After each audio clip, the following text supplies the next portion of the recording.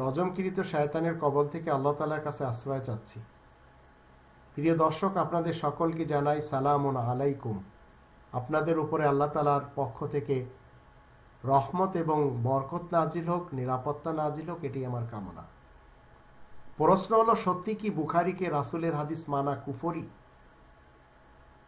বুখারীকে রাসূলের হাদিস মানা অবশ্যই কুফরি, কারণ ৩৯ নম্বর সূরা জুমারে ২৩ নম্বর আয়াতে আল্লাহ বলছেন, আল্লাহু নাজ্জালা আহসানাল হাদিসি কিতাবান, আল্লাহ নাজিল করেছেন সর্বোত্তম হাদিসের একটি গ্রন্থ। আবার ৩৯ নম্বর সূরা জুমার ৯ নম্বর আয়াতে আল্লাহ বলছেন, জ্ঞানীরা জানে সেটা কেমনে, কারণ যারা শিক্ষিত আর অশিক্ষিত এদের মাঝে পার্থক্য করা হয়েছে। ৯৬ নম্বর সূরা আল আলাকের প্রথম ৫ আয়াতে আল্লাহ তাআলা বলে দিয়েছেন, একজন মানুষ যখন রবের নামে পড়ে তখন আল্লাহ তাকে এমন জিনিস শিক্ষা দেন যা সে জানে না। আর ৫ নম্বর সূরা আল মাইদা ৪৩ নম্বর আয়াতে আল্লাহ বলে দিয়েছেন, এই গ্রন্থতে আল্লাহ তাআলার হুকুম রয়েছে, আর সেই হুকুম মতে সকল নবীরা ফায়সালা দিতেন। তো রবের বিধানের গ্রন্থ হলো আহসানুল হাদিস, নাজিল হয়েছে আল্লাহ রাব্বুল আলামিনের পক্ষ থেকে, যার ভিতরে কোনো সন্দেহ নেই। ৩২ নম্বর সূরা আলিফ লাম মিম আস-সাজদা এর ২ নম্বর আয়াত তার প্রমাণ করে।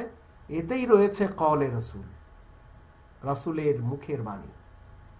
৬৯ নম্বর সূরা আল হাক্কা এর ৪০ নম্বর আয়াত তার প্রমাণ করে। আল্লাহ বলেন, ইন্নাহু লাকাউলু রাসূলিন কারীম, নিশ্চয় এই কোরআন সম্মানিত রাসূলের মুখের বাণী।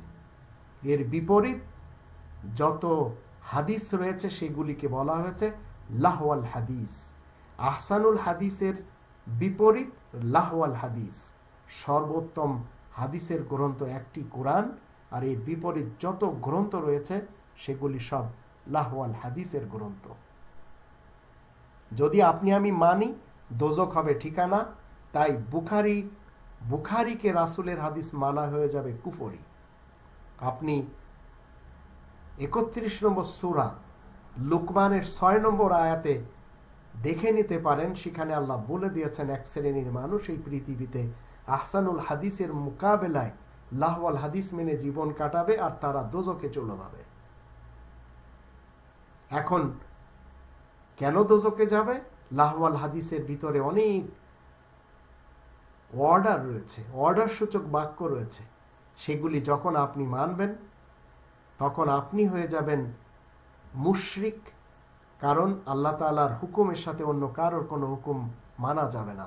১৮ নম্বর সূরা আল কাহফের ২৬ নম্বর আয়াতে আল্লাহ বলে দিয়েছেন, ওয়ালা ইউশরিকু ফি হুকমি আহাদা। আপনি যদি বুখারীকে রাসূলের হাদিস মানেন, সেটা কুফরি মতবাদ হবে।